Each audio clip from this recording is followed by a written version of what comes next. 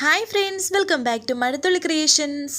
ഈ ചാനൽ നിങ്ങൾ ആദ്യമായിട്ടാണ് കാണുന്നതെങ്കിൽ സബ്സ്ക്രൈബ് ചെയ്യാൻ മറക്കല്ലേ. മൈഥിലി മരിച്ചു എന്ന് കരുതി മൈഥിലിയെ വലിച്ചിഴച്ചു കൊണ്ട് പോവുകയാണ് വൈശാഖ്. എന്നിട്ട് മൈഥിലിയെ ഒരു ഭാഗത്ത് കിടത്തിയിട്ട് പുറത്ത് ഒരു കുഴി എടുക്കുന്നുണ്ട്. ഇതേസമയം ചെമ്പകമംഗലം വീട്ടിലേക്ക് വീണ്ടും വന്നിരിക്കുകയാണ് വാഴപ്പാടി തിരുമേനി. പുറത്ത് നന്ദിനി നിൽക്കുന്നു. മീനാക്ഷിയും അവിടേക്ക് വന്നു.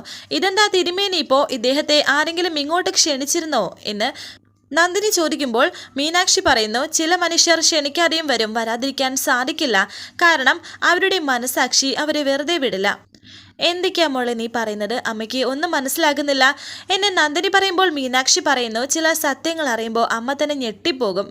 ഇത് ഈ ലോകത്ത് നടക്കുന്നതാണോ എന്ന് ചിന്തിച്ചു പോകും അമ്മേ. ആ തിരുമേനിക്ക് ഒരു വലിയ കള്ളം നമ്മളോട് പറയേണ്ടി വന്നു. ജ്യോതിഷം കൃത്യമായി നോക്കി പറയുന്ന നല്ലവനായ തിരുമേനി നമ്മളോട് പറഞ്ഞത് കള്ളമാണ്. 21 ദിവസം മൈഥിലിയും കാർത്തിയേട്ടനെയും ഭാര്യ ഭർത്താക്കന്മാരായി ജീവിക്കണമെന്ന് തിരുമേനിയുടെ ജ്യോത്സ്യം ഒരു ചതിയായിരുന്നു. ഇത് കേട്ട് നന്ദിനി ഞെട്ടുകയാണ്. വീണ്ടും മീനാക്ഷി പറയുന്നു, ആ ചതി തിരുമേനിയെ കൊണ്ട് ചെയ്യിപ്പിച്ചത് മറ്റു ചിലരാണ്. അയ്യോ, അതാരാണ് എന്നെ നന്ദിനി ചോദിക്കുമ്പോൾ മീനാക്ഷി പറയുന്നു, ആരൊക്കെയാണ് ഇതിന് പിന്നിലെന്ന് അമ്മയ്ക്ക് ഊഹിച്ചെടുക്കാവുന്നതല്ലേ ഉള്ളൂ. അന്ന് ഈ കാര്യത്തിൽ എനിക്ക് ഡൗട്ട് ഉണ്ടായിരുന്നോ? തിരുമേനിയോട് ഞാൻ ചോദിച്ചു. അന്ന് അദ്ദേഹം ഉരുണ്ട് കളിച്ചു. പക്ഷേ പിന്നീട് അദ്ദേഹത്തിന് അത് തുറന്ന് പറയാതിരിക്കാൻ സാധിച്ചില്ലെന്ന് പറയുന്നുണ്ട്. അങ്ങനെ ആ ഒരു സംഭവം പറയുകയാണ് മീനാക്ഷി.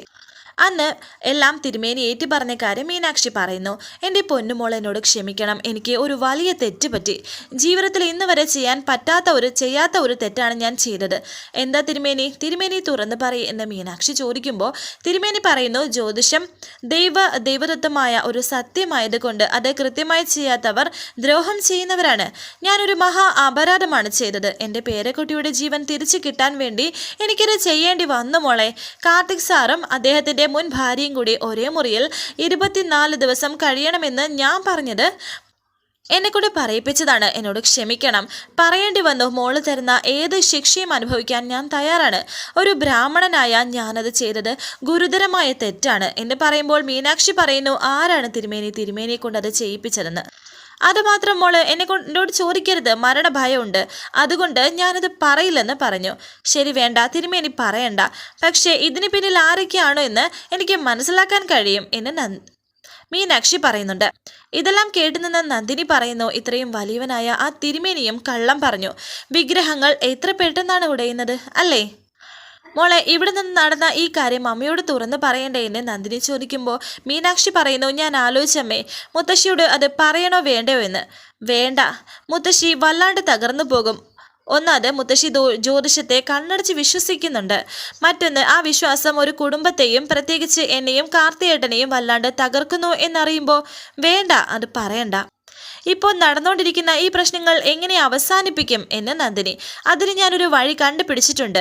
കടിച്ച പാമ്പ് തന്നെ തിരികെ ഇഴഞ്ഞു കയറും, ആ പാമ്പ് തന്നെ വിഷവും ഇറക്കും എന്ന് മീനാക്ഷി പറയുമ്പോൾ നന്ദിനി പറയുന്നു, നീ എന്താണെന്ന് വെച്ചാൽ തുറന്ന് പറയാൻ.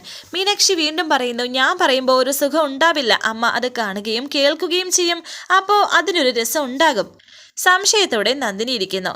ശേഷം കാണിക്കുന്നത് രാജലക്ഷ്മിയും കൈമളും സംസാരിച്ചിരിക്കുകയാണ്. ജയറാമും കാർത്തിയും തൊട്ടരികിൽ തന്നെയുണ്ട്. എന്നാലും എത്ര പെട്ടെന്നാണ് അവളുടെ നിറം മാറിയത് അല്ലേ എന്നൊക്കെ കൈമൾ. ഓന്തിന്റെ ജന്മമല്ലേ അവളുടേത്? ആലോചിച്ച് നടത്തിയ ഒരു കല്യാണമാണ്, ഇങ്ങനെയൊക്കെ നടക്കുമെന്ന് ആര് കണ്ടോ എന്ന് രാജലക്ഷ്മി. എന്തായാലും വല്ലാത്തൊരു ശാപമായി ഈ ഒരു പെണ്ണ് കാരണം. എത്ര പേരാ ഈ വീട്ടിൽ വിഷമിക്കുന്നത്. നേരത്തെ അവളെ ഒഴിവാക്കിയിരുന്നെങ്കിൽ ഒരു പ്രശ്നമില്ലായിരുന്നു എന്ന് ജയറാമും പറയുന്നു.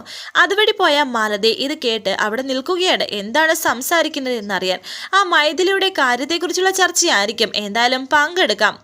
ഏത് തരത്തിലായാലും എനിക്ക് സന്തോഷിക്കാനുള്ള വകയുണ്ടാകുമെന്ന് മാലതി വിചാരിക്കുന്നു. നീ വിഷമിക്കേണ്ട മോനെ, എല്ലാത്തിനും ഒരു പരിഹാരം ഉണ്ടാകും. ഇല്ലെങ്കിൽ നമ്മൾ ഉണ്ടാക്കുമെന്ന് രാജലക്ഷ്മി അമ്മ കാർത്തിയോട് പറയുന്നുണ്ട്. സാവിത്രി എവിടേക്ക് വന്നു. അതേ, ഒരു സന്തോഷ വാർത്ത എല്ലാവരെയും അറിയിക്കാനുണ്ടെന്ന് സാവിത്രി പറയുന്നുണ്ട്. എല്ലാവരും ആകാംക്ഷയോടെയും പ്രതീക്ഷയോടെയും ഇരിക്കുകയാണ്. എന്താണ് ആ ഒരു സന്തോഷ വാർത്തയെന്ന് കേൾക്കാനായിട്ട്. സന്തോഷ വാർത്തയോ എന്ന് രാജലക്ഷ്മി ചോദിച്ചപ്പോൾ സാവിത്രി പറയുന്നുണ്ട്, അതേ അമ്മേ, ഈ തറവാട്ടിൽ എല്ലാവർക്കും തലവേദനയായ അലഞ്ഞു തിരിയുന്ന ഒരു ദുരാത്മാവ് ഒരു മന്ത്രവാദിയുടെയും സഹായമില്ലാതെ ഒഴിഞ്ഞു പോയിരിക്കുന്നു. അമ്മ പറയുന്നത് എനിക്ക് മനസ്സിലാകുന്നില്ലെന്ന് കാർത്തി. ഷെടാ, ഒരു ഗുഡ് ന്യൂസ് പറഞ്ഞിട്ടും ഇവിടെ ആർക്കും സന്തോഷമില്ലല്ലോ എന്നും സാവിത്രി പറയുമ്പോൾ എല്ലാവരും ഇങ്ങനെ സംശയത്തോടെ പരസ്പരം നോക്കുന്നുണ്ട്. ആ മൈഥിലി പ്രേതം ഇവിടെ നിന്ന് ഒഴിഞ്ഞു പോയെന്ന് എന്ന് സാവിത്രി പറയുമ്പോൾ പോയെന്നോ എന്ന് ജെറാം എടുത്തു ചോദിച്ചു. അവൾ എവിടെ പോയി എന്നിങ്ങനെ മാലതിയും ചോദിക്കുന്നുണ്ട്. മിക്കവാറും നിന്റെ ആങ്ങളുടെ അടുത്ത് പോയി ലയിച്ചു കാണും. പ്രേതം തിരക്കി പോകുന്നത് പിശാചുകളുടെ അടുത്തേക്കാണല്ലോ എന്ന് സാവിത്രി പറയുമ്പോൾ മാലതി പറയുന്നുണ്ട്. ദേ സാവിത്രി ചേച്ചി, എൻ്റെ ആങ്ങളയ്ക്ക് അങ്ങനെ ഒരു തെറ്റ് പറ്റിപ്പോയി എന്ന് വിചാരിച്ച് എന്നെ ആ കൂട്ടത്തിൽ പെടുത്തണ്ട കേട്ടോ. ഞാൻ എൻ്റെ പാട് നോക്കി എങ്ങനെയെങ്കിലും ജീവിച്ച് പോയിക്കോട്ടെ എന്ന് പറയുന്നു. ദേ ആ വാഴക്കൂട്ടമല്ലേ ഇങ്ങോട്ട് വരുന്നത് എന്ന് സാവിത്രി പറയുമ്പോൾ രാജലക്ഷ്മി പറയുന്നുണ്ട്. നേരാണല്ലോ, വാഴപ്പാട് തിരുമേനിയാണല്ലോ ഇങ്ങോട്ട് വരുന്നത്. ഓർക്കാപ്പുറത്ത് അദ്ദേഹം വരുന്നതിന് എന്തോ കാരണം ഉണ്ടല്ലോ എന്ന് ജയറാമും പറയുന്നു. എല്ലാവരും എഴുന്നേറ്റ് നിൽക്കുന്നുണ്ട് ബഹുമാനത്തോടെ. ഒരു നമസ്കാരവും പറഞ്ഞു. അങ്ങനെ ഇപ്പോൾ അദ്ദേഹം അവിടേക്ക് വന്ന് അവിടെ ഇരിക്കുന്നുണ്ട്. എന്താ തിരുമേനി ഒരു മുന്നറിയിപ്പുമില്ലാതെ എന്ന് രാജലക്ഷ്മി ചോദിക്കുമ്പോൾ തിരുമേനി പറയുന്നു, അസാധാരണമായ ഒരു ജ്യോത്സ്യവിധിയും പരിഹാരവും പറഞ്ഞിട്ടാണല്ലോ ഞാൻ ഇവിടെ നിന്ന് പോയത്. അതുകൊണ്ട് തന്നെ ചെമ്പകമംഗലത്തെ കാര്യങ്ങളിൽ എനിക്ക് ഒരു ഉത്കണ്ഠയുണ്ടായിരുന്നു. അതായിരിക്കാം ഇന്ന് രാവിലെ നിമിത്തം പോലെ ചില കാര്യങ്ങൾ എൻ്റെ മനസ്സിൽ തെളിഞ്ഞു വന്നത്. അത് വേഗം പറഞ്ഞേക്കാമെന്ന് കരുതിയാണ് ഒരു മുന്നറിയിപ്പുമില്ലാതെ ഞാൻ ഇങ്ങോട്ട് വന്നത്. എന്താ തിരുമേനി എന്ന് രാജലക്ഷ്മി. മീനാക്ഷി ഒന്ന് നോക്കിയിട്ട് തിരുമേനി കാര്യം പറയുന്നു. ചെമ്പകമംഗലത്തെ പരദേവതമാർ ചില കാര്യത്തിൽ പ്രസാദിച്ചിരിക്കുന്നു. അതുകൊണ്ട് ഇനി മുതൽ മൈഥിലിയും കാർത്തിക് സാറും ഒരേ മുറിയിൽ അന്തി ഉറങ്ങണ്ട. ഇത് കേട്ട് എല്ലാവർക്കും സന്തോഷമാകുന്നുണ്ട്. പക്ഷേ മറ്റൊരു കാര്യം ജ്യോത്സ്യത്തിൽ തെളിഞ്ഞു. നിർബന്ധമായും നാളെ തന്നെ കുഞ്ഞിന്റെ ചോറൂണ് നടത്തണം. അത് നടക്കുന്നതോടെ ചെമ്പകമംഗലത്ത് നിലനിൽക്കുന്ന എല്ലാ ദോഷങ്ങളും മാറിക്കിട്ടുമെന്നും പറഞ്ഞു. ഒരു കാരണവശാലും കുട്ടിയുടെ ചോറൂണ് നാളത്തേതിൽ നിന്നും മാറാൻ പാടില്ല. അങ്ങനെ വന്നാൽ നിത്യശാപമായിരിക്കും കുടുംബത്തെ വരാൻ പോകുന്നത്. ഒരിക്കലും ഇല്ല തിരുമേനി, നാളെ തന്നെ ചോറൂണ് നടത്തിയിരിക്കും തീർച്ച എന്ന് രാജലക്ഷ്മി പറയുന്നു. ഇച്ചിരി തിരക്കുണ്ട്, ഞാൻ ഇറങ്ങാണെന്ന് പറഞ്ഞ് തിരുമേനി പോകാൻ തുടങ്ങുമ്പോൾ രാജലക്ഷ്മി പറയുന്നു, ഒന്ന് നിൽക്കു തിരുമേനി, ദക്ഷിണ സ്വീകരിച്ചിട്ട് പോയാൽ മതി. വേണ്ട രാജലക്ഷ്മി അമ്മേ, ദക്ഷിണ ഇനി ഒരിക്കലാകാം എന്ന് തിരുമേനി. കഴിഞ്ഞ പ്രാവശ്യവും തിരുമേനി ദക്ഷിണ വാങ്ങിയില്ല എന്ന് രാജലക്ഷ്മി.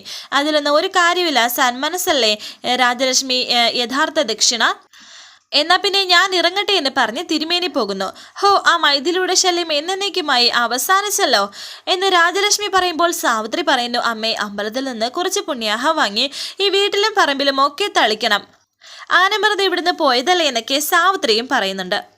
ഇതേസമയം മൈഥിലി മരിച്ചു എന്ന് കരുതി മൈഥിലിക്ക് വേണ്ടി ഒരു വലിയ കുഴി എടുക്കുകയാണ് വൈശാഖ്. ഇത്രയും നാളും മൈഥിലിയെ സ്നേഹിച്ചുകൊണ്ട് നടന്നതായിരുന്നു. ഇപ്പോൾ പുഷ്പം പോലെ തന്നെയാണ് മൈഥിലിയെ കൊന്നത്. മൈഥിലി മരിച്ചു എന്ന് തന്നെയാണ് ഇപ്പോഴും വൈശാഖ് വിശ്വസിക്കുന്നത്. മൈഥിലി ബോധമില്ലാത്ത അവസ്ഥയിലാണ് കിടക്കുന്നത്. ഒരു സൈക്കോയെ പോലെ തന്നെ ഇപ്പോൾ വൈശാഖ് മൈഥിലിയുടെ തലയിൽ ഇങ്ങനെ തലോടുന്നു. ശേഷം കാണിക്കുന്നത് തിരുമേനി പോവാൻ തുടങ്ങുകയായിരുന്നു. തിരുമേനി എന്ന് പറഞ്ഞ് മീനാക്ഷി പിന്നിൽ നിന്നും തിരുമേനിയെ വിളിച്ചിട്ട് പറയുന്നു, വളരെ നന്ദിയുണ്ട് തിരുമേനി എന്ന്. അയ്യോ അങ്ങനെ പറയല്ലേ മോളെ, നന്ദി പറയേണ്ടത് ഞാനല്ലേ. എന്നെ ഉപദ്രവിക്കാതെ നിങ്ങൾ വെറുതെ വിട്ടല്ലോ. ഞാൻ ചെയ്ത തെറ്റ് നിസ്സാരമല്ല. ഇപ്പോഴാണ് ആ തെറ്റിന് ഒരു ചെറുതായെങ്കിലും ഒരു പാപപരിഹാരം ഉണ്ടായത്. എന്തായാലും തിരുമേനി ഇവിടെ വരെ വന്നല്ലോ എന്ന് മീനാക്ഷി പറയുമ്പോൾ തിരുമേനി പറയുന്നു, ഞാൻ വരണമല്ലോ. മാപ്പ് ചോദിച്ചാൽ തീരാവുന്ന പ്രശ്നമല്ല ഇത്.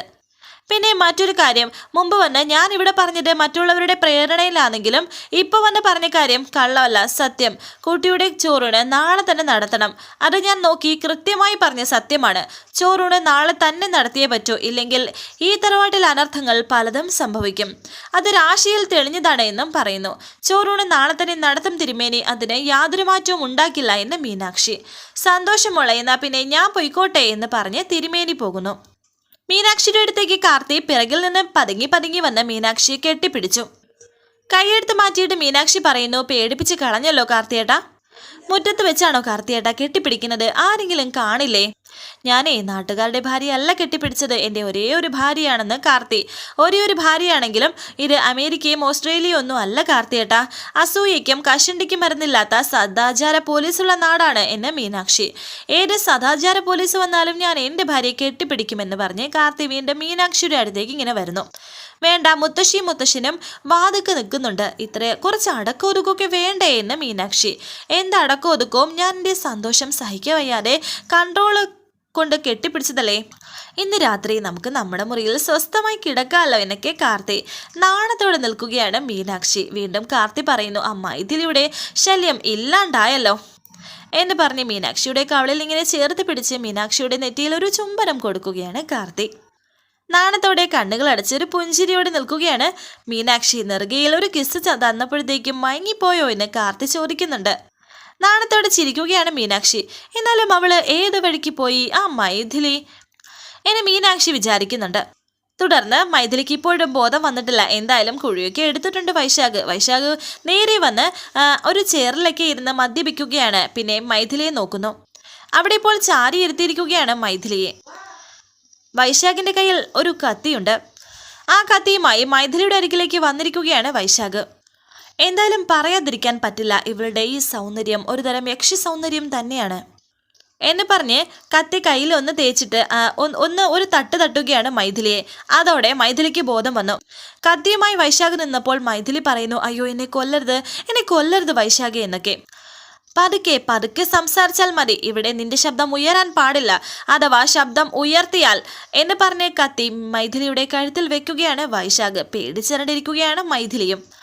ഇങ്ങനെ കഴുത്ത് ഞെക്കി പിടിക്കും, ഒച്ച പുറത്തേക്ക് കേൾപ്പിക്കാതെ നിന്നെ പച്ചയ്ക്ക് കൊല്ലും, മനസ്സിലായോടെ എന്നൊക്കെ വൈശാഖെ പ്ലീസ് എന്നൊക്കെ പറഞ്ഞ് മൈഥിലി കരയുമ്പോൾ വൈശാഖ് പറയുന്നു, മിണ്ടരുത് എന്നല്ലേ പറഞ്ഞത്, വൈശാഖെ പ്ലീസ് എന്നെയൊന്നും ചെയ്യല്ലേ എന്നൊക്കെ മൈഥിലി പറയുന്നു. നിനക്ക് കാർത്തിയുമായി ഡിവോഴ്സ് വേണ്ട അല്ലേ എന്ന് വൈശാഖ് പറയുമ്പോൾ മൈഥിലി പറയുന്നു, വേണം, പക്ഷേ ഡിവോഴ്സ് കിട്ടിയാൽ ആ നിമിഷം അവര് എന്നെ ചെമ്പകമംഗലത്ത് നിന്ന് അടിച്ച് പുറത്താക്കും. പിന്നെ നമ്മുടെ പ്ലാൻ ഒന്നും വർക്കൗട്ട് ആവില്ലടാ, ഉടവാളം കിട്ടില്ല, കുഞ്ഞിനെയും എടുക്കാൻ പറ്റില്ല, പ്ലീസ്, ഞാൻ നിന്നെ പറ്റിച്ചിട്ടില്ലടാ എന്നൊക്കെ മൈഥിലി പറഞ്ഞു. ഇപ്പോൾ വൈശാഖ് ചിരിക്കുകയാണ്. നീ അവനെ വഞ്ചിച്ചിട്ടല്ല എൻ്റെ കൂടെ ഒളിച്ചോടിയത്, പിന്നെ എന്നെ വഞ്ചിക്കാനാണോ നിനക്ക് പ്രയാസം?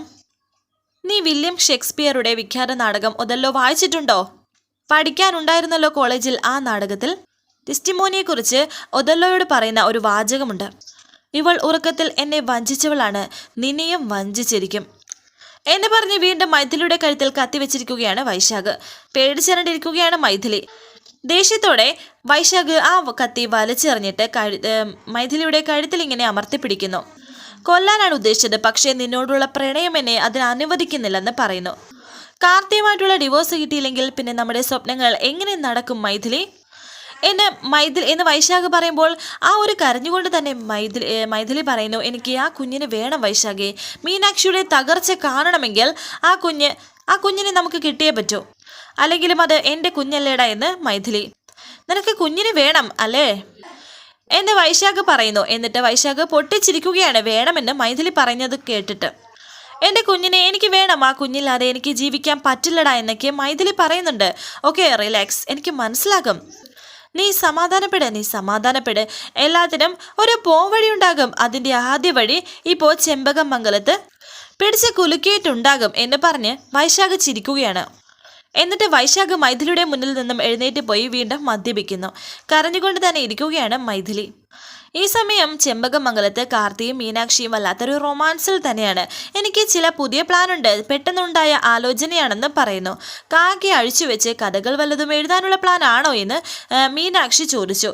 കഥകൾ വായിക്കാനുള്ള സമയമില്ല, പിന്നെയാ ഞാൻ എഴുതാൻ പോകുന്നത് എന്ന് കാർത്തി പറഞ്ഞു.